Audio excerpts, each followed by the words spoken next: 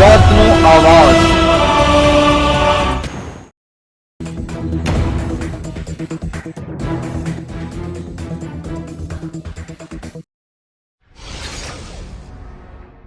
આણંદ જિલ્લાના નાપાડ ખાતે હજ કમિટીના ચેરમેન ઇકબાલભાઈ સૈયદે મુલાકાત લીધી।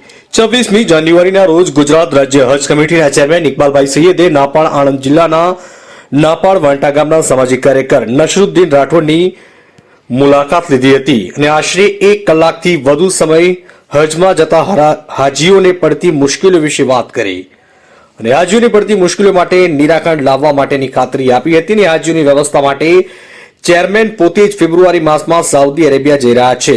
ચૂંટણી ટાઈમે ભાજપના હજ કમિટીના ચેરમેન નસરુદ્દીન રાઠોડની મુલાકાતની રાજકીય મુલાકાતનો તો નહીં હોય તેવું પણ ચર્ચાઈ રહ્યું છે। રાજકીય વાતાવરણમાં પણ માહોલ ગરમાયો છે।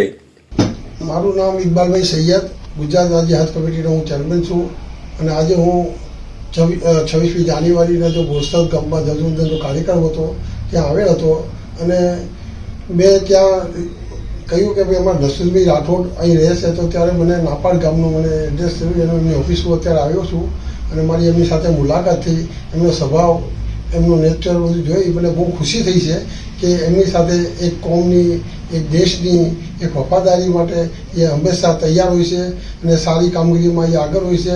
તેથી મને ખૂબ આનંદ થયું કે હું નસરુદ્દીનભાઈ રાઠોડ જેવા સાહેબને મળી અને મને ખુશી થઈ અને તેમણે મને જે હજ બાબતે જે મને 2-4 સવાલો કર્યા એનો મેં એમને જવાબ આપેલ છે કે ગુજરાત રાજ્ય સરકાર અને કેન્દ્ર સરકાર, અમારા દેશના વડાપ્રધાન નરેન્દ્રભાઈ મોદી સાહેબ, અમારા દેશના ગૃહમંત્રી અમિતભાઈ શાહ સાહેબ અને અમારા ગુજરાતના સી.આર. પાટીલ સાહેબ, માનનીય મુખ્યમંત્રી ભૂપેન્દ્ર પટેલ સાહેબ અને અમારા હજ કમિટીના માઇનોરિટી મિનિસ્ટર શ્રીમતી ઈરાનીબેને જે ગુજરાતના હાજીઓ માટે જે ચિંતા કરી છે તે રાત દિવસ એ હાજીઓ માટે ખૂબ જ ફિકર અને ચિંતામાં હોય છે।